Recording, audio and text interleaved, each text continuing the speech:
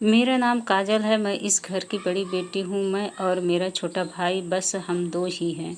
Mummy daddy मेरे बहुत अच्छे हैं, मुझे बहुत सपोर्ट करते हैं। जितना चाहा मुझे पढ़ाया। मैंने बीएड किया है। हमेशा से मुझे टीचर ही बनना था। मुझे बच्चे अच्छे लगते हैं।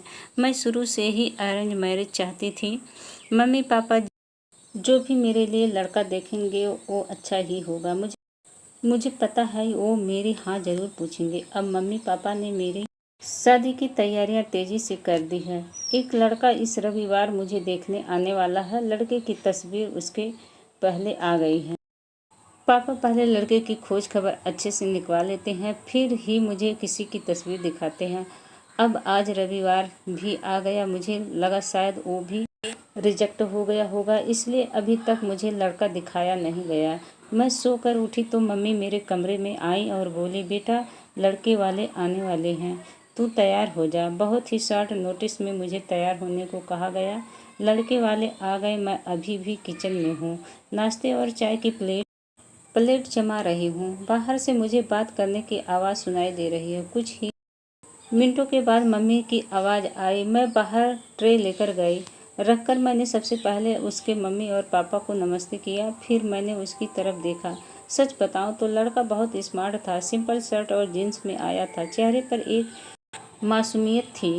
मैंने तो मन में हाँ कर दी थी, पर मेरी हाँ में क्या होता, उसे भी मैं पसंद आनी चाहिए। फिर घर वालों ने बोला कि बेटा अकेले में कुछ बात करनी हो तो कर लो।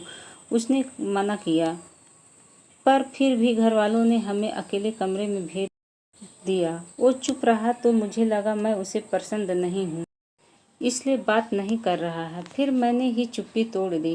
पूछा, आप क्या करते हैं? वो बोला, बिजनेस है प्रॉपर्टी का। फिर अपने बारे में बताने लगा।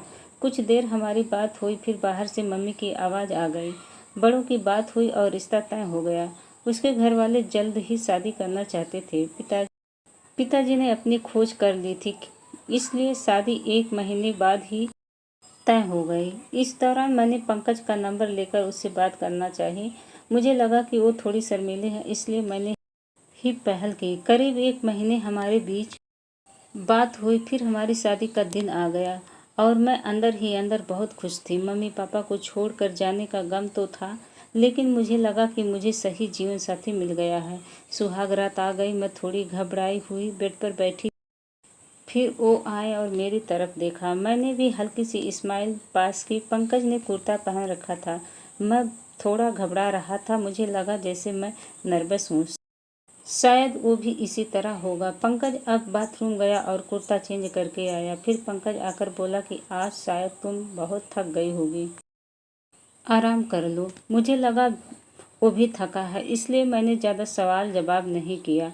अगली सुबह को बाथरूम में फ्रेश होकर नहाकर और कपड़े भी अंदर ही चेंज करके आया। मुझे थोड़ा अजीब लगा। फिर मैंने सोचा शायद उनकी यह आदत होगी। अगली रात फिर आई और पंकज ने फिर ऐसा ही किया। अभी तक हमने ठीक से बात भी नहीं की थी। अब मुझे लगा कि पंकज कुछ मुझसे छुपा रहा है, क्योंकि उसके चेहरे पर साफ दिखाई दे रहा है। अगली रात जब वो बाथरूम से कपड़े चेंज करके आया तो मैंने उन्हें टोक ही दिया। आप बेड पर बैठी थी। फिर वो आए और मेरी बात क्यों छुपा रहे हैं? कुछ बात है तो आप मुझसे कह सकते हैं। वो बोला, बात तो है, जल्द ही तुम्हें पता चल ही जाएगा, पर मुझे शायद बुरा लगेगा। मैंने बोला कि आप नहीं बताएंगे तो ज़्यादा बुरा लगेगा। उसने अपना शर्ट खोला और फिर उसे कुछ कहना नहीं पड़ा। मैं खुद ही समझ गई। उसके चेस्ट पर एक लड़की का नाम का टैटू था, मोनिका। अब मैं चुप हो गई और चुपचाप बेड के एक साइड पर सो गई। वो मुझसे बात करने की कोशिश करना चाह रहा था, लेकिन फिर वो भी बेड के दूसरी साइड पर सो गया। अगले दिन मेरा मुंह उतरा हुआ था। मुझे इस बात का ज़्यादा दुख था कि उसने मुझसे यह बात छुपाई।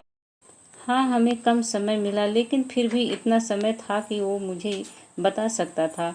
अगली रात को फिर कमरे में आया। उसके आने के पहले ही मैं बेड के साइड पर सो चुकी थी। उसने मुझे मेरी बाह पर हाथ लगाया और बोला कि तुम चाहो तो हम बात कर सकते हैं। मैंने बोला, अब क्या बताओगे? वो बोला कि मैं उस लड़की से प्यार करता था, लेकिन मोनिका को हमेशा से विदेश में शिफ्ट होना था, इसलिए जब उसे मौका मिला तो वो चली गई।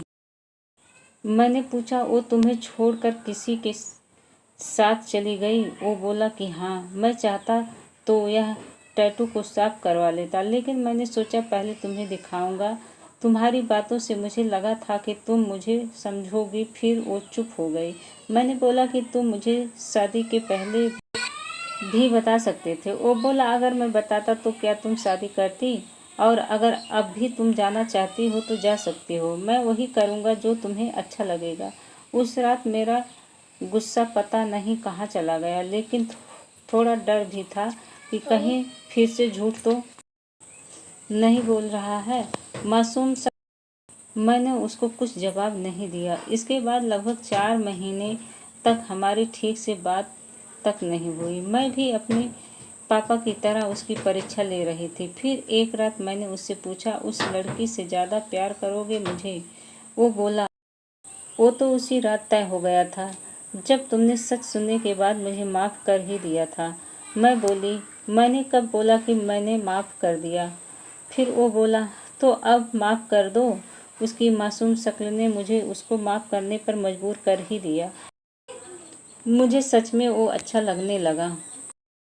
तो दोस्तों, ये कहानी आप लोगों को कैसी लगी? अगर कहानी हमारी अच्छी लगी होगी तो हमारी कहानी को लाइक कीजिएगा, और अभी तक हमारे चैनल को सब्सक्राइब नहीं किया है तो प्लीज़ हमारे चैनल को सब्सक्राइब कीजिएगा। धन्यवाद।